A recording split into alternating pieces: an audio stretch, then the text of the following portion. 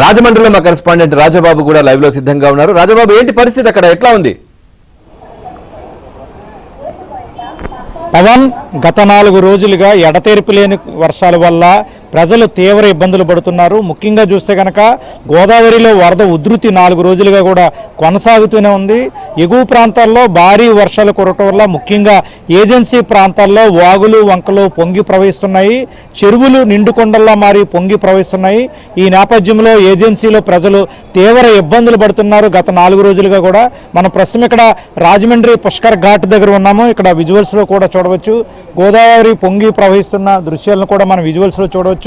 ఎగువ ప్రాంతాల్లో గత 4 రోజులుగా భారీ స్థాయిలో వర్షాలు కురవటం వల్ల గోదావరిలో వరద నీరు చేరుతుంది. ఈ నేపథ్యంలో గోదావరి వరద ఉధృతి కూడా క్రమంగా పెరుగుతుంది. ప్రస్తుతం అయితే కనుక ధవళేశ్వరం కాటన్ బ్యారేజీ వద్ద 10.80 అడుగుల వద్ద నీటి మట్టం కొనసాగుతుంది. దీంతో జలవనరుల శాఖ అధికారులు ధవళేశ్వరం కాటన్ బ్యారేజీకి సంబంధించి 175 గేట్లను కూడా ఎత్తివేసి 5 లక్షల క్యూసెక్ల వరద నీటిని దిగువకు విడుదల చేస్తున్నారు. గోదావరి వరద ఉధృతి మరింత పెరిగే అవకాశం ఉందని కూడా అధికారులు అంచనా వేస్తున్నారు. అయితే ప్రస్తుతం అయితే కనుక గత 4 రోజులుగా కురుస్తున్న భారీ వర్షాల వల్ల గోదావరి ప్రవాహం స్వల్పంగా కొనసాగుతుందని చెప్పవచ్చు. ఎందుకంటే గోదావరి ప్రవాహం వల్ల ప్రస్తుతం అయితే కనుక ఎటువంటి ప్రమాదము లేదు. అంటే 1వ ప్రమాద హెచ్చరిక స్థాయి వచ్చే వరకు కూడా గోదావరి వరద ఉధృతి వల్ల పెద్దగా ప్రమాదం ఉండదు. అయితే ఎగువ ప్రాంతాల్లో ఏజెన్సీ ప్రాంతాల్లో భారీ వర్షాలు కురవటం వల్ల ఏజెన్సీ ప్రాంతాల్లో చెరువులు వాగులు పొంగి ప్రవహిస్తున్నాయి. రహదారులపైకి వరద నీరు చేరటం వల్ల ప్రజలు తీవ్ర ఇబ్బందులు పడుతున్నారు. ముఖ్యంగా చూస్తే కనుక విలీన మండలాల్లో తీవ్రత ఎక్కువగా ఉంది. ఎందుకంటే విలీన మండలాల్లో శబరి నది కూడా పొంగి ప్రవహిస్తుంది. ఈ విలీన మండలాల్లో భారీ స్థాయిలో వర్షాలు కురవటం వల్ల వాగులు పొంగి ప్రవహిస్తున్నాయి. విలీన మండలాలకు సంబంధించి చాలా రహదారులపైకి వరద నీరు చేరటం వల్ల ప్రజలైతే తీవ్ర ఇబ్బందులు పడుతున్నారు. మనం ఇక్కడ పుష్కర్ ఘాట్ దగ్గర కూడా ఉన్నాము.